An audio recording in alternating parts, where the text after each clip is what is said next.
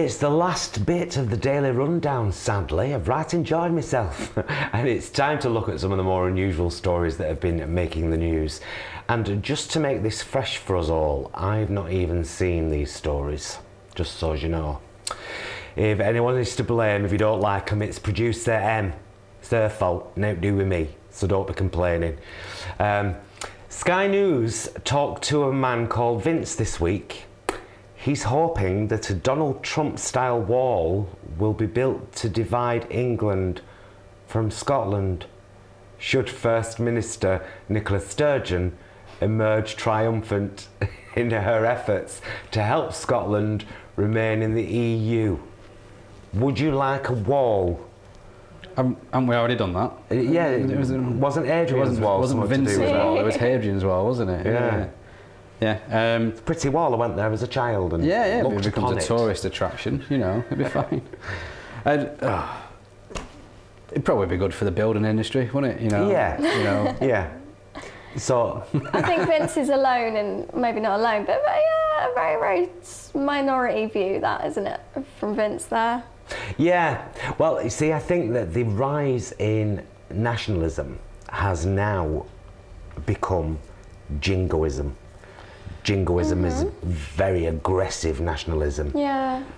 That's an aggressively nationalist thought to have, isn't it? Right, I'm building a wall. Well, and it sort of suggests that the people of Scotland want to come down as well. You know, they're the ones who want to leave. Yeah. You know, so it's like, we're going to build a wall. Stop we don't them want to coming down here. Oh, anyway. Thanks for building that wall for us. Hey, we needed that. Who does he say is going to build it? He'll sort them. Perhaps Vince is the owner of a building company. Oh, will it become a massive, like I say, will it become a massive party wall with loads of legal dispute for generations? Maybe he's going to do it himself. Maybe he's there now with some bricks. Yeah, hopefully. Slowly but surely. Should we move on to another one? Newcastle cyclist. Oh, yes. That's where it starts. Newcastle cyclists took part in the event with people riding through the city centre with naught but their helmets. Oh, we know where this is going, don't we? People cycled naked, stark naked. I nearly said the other bits that normally go with that sentence then. Through the city for various reasons to promote safer cycling. I'm all for that. In protest at climate change, I'm all for that and all. Or to make drivers more aware of their existence. Do you think it helped any of those causes? Yeah, for visibility. Definitely, we're talking about it now. Attention getting. And they do those things for charity. I mean, their reasons are good. And well, I think you should make it compulsory. You should have to cycle naked, apart from a safety helmet from now on. That'd be a better thing. But imagine if you came off though, you'd proper chaff your elbows and your knees. Yeah. And maybe your bum. And that wouldn't be nice. Other parts, yeah. Yeah. I thought I'd just the bum and I'd leave it there. It's not people wearing all that. You know, you see people wearing who are effectively leisure cyclists, but dress as though they're in the Tour de France. You know, I don't get that. When I was a kid, if you saw someone on a bike, they'd be wearing jeans and a t-shirt. Whereas now everybody's got the full lycra kit on, you know, when you see people cycling around. Yeah. I will say that I've experienced a lot of cyclists on the pavement. Yes. And I don't understand, like, I'm walking to work, it's very narrow on the pavement, and obviously I know the risks of being a cyclist on the road and I completely empathise, but also there's not really room for you to charge at me, and I'm not sure that you're supposed to be on the pavement, and that keeps happening. I would surmise, being a cyclist myself, I would surmise that that's fear. Yeah, it must be. If somebody doesn't want to ride in the road, it's very possibly because they're really scared of riding in the road. However, that doesn't condone them riding on the path because it's illegal. You're not supposed to. You know. And I've nearly got knocked into a few times. I've just noticed it around sort of Trafford Park area. It seems to be happening. But I do think that there's a sort of snobby attitude from a lot of drivers against cyclists, and it's completely illogical to me. It's like, well, they're allowed to cycle and they're helping the environment, which we desperately need to do. You know, and you're just sitting there entitled in your car. All you have to do is be responsible. Well, there's this thing as well with some, you hear a few of my mates who are cyclists say that they've been you know, cut up by motorists who've then said to them, well, I pay tax and you don't. As though people on bikes don't also have a car and pay tax anyway on it. And so that's any sort of excuse. You know, it's not a tax that you pay that allows you to behave like an idiot, is it? No, You know what I mean? absolutely not. Yeah, exactly. No, and people are. I mean, it's happened to us a few times. Me and my hubby actually run a club in Oldham called Cycle Club Oldham, a community group. We've run it for 10 years. It was his idea, brilliant idea. We've got a fleet of bikes and helmets, accessible to everybody. And it's a good club, and anywhere between 10 and 25 of us on a Saturday afternoon can be seen cycling, you know, round Oldham, but we do very little road riding, and that's because people can be rude, and it can be dangerous sometimes as well, because if somebody's opening their driver door and they're parked on the left-hand side of the road and they've not looked in the mirror and we're coming whizzing past, I've seen that happen a couple of times where people have actually gone into a car door. Do you wear sort of high-vis things ever, or have lights on your bike and things like that? I think they help. Yeah, but we don't need them because we don't night ride. Oh, right, okay. It's Saturday afternoons from kind of 1 o'clock till about 4, so it's almost always light.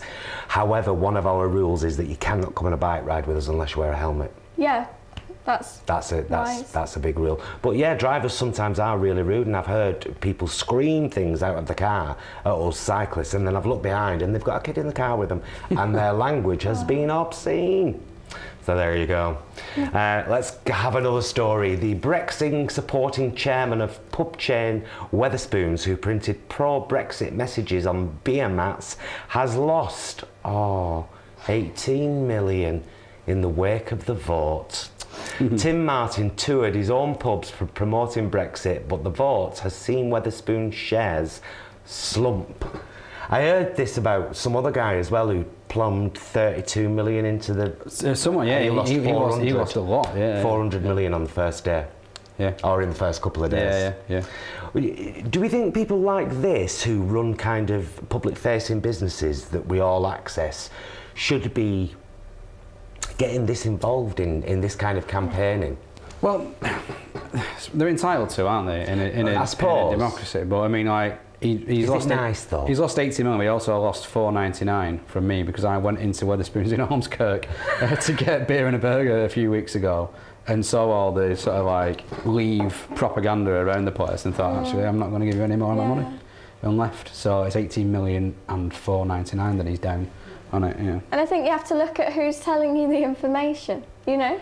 Why does he want us to leave the EU? Is it for the benefit of the... does make you wonder. Bring back smoking in pubs, that's what it'll be.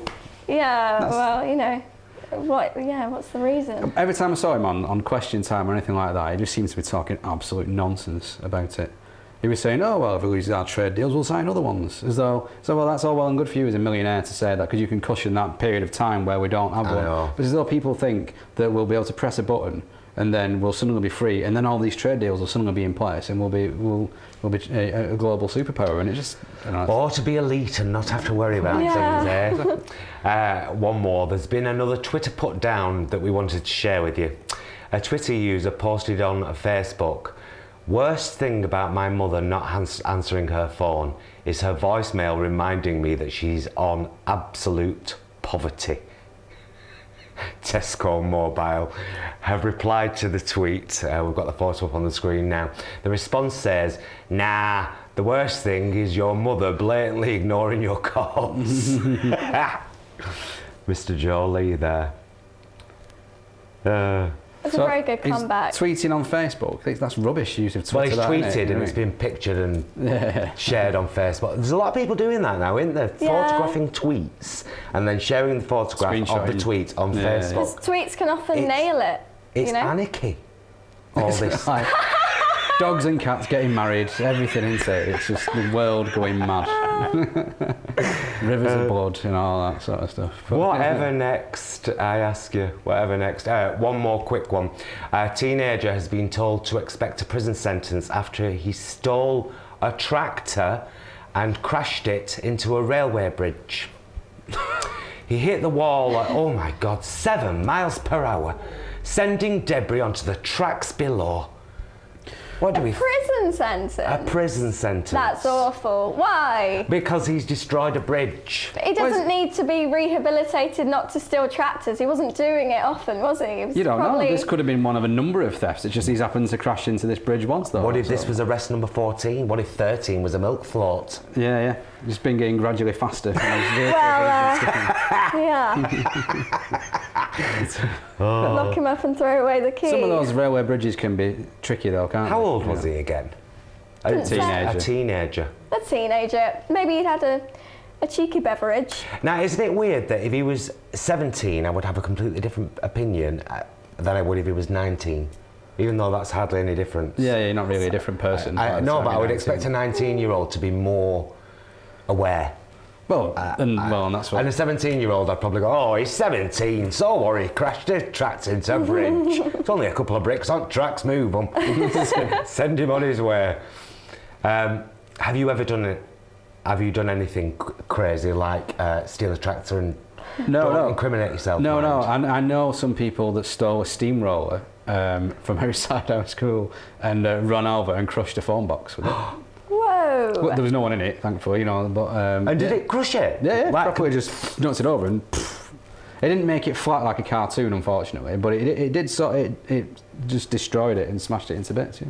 When was that? Hey. When was that? When I was at school, so back in olden days, in the mid-90s. Yeah. On that note, it's time to wrap up the Daily Rundown. Thanks to my guests this evening, Maddie Howard, Chris Keogh and the lovely Thomas Tunstall Alcock. Tune in again tomorrow for another Daily Rundown. Until then, please be excellent to each other.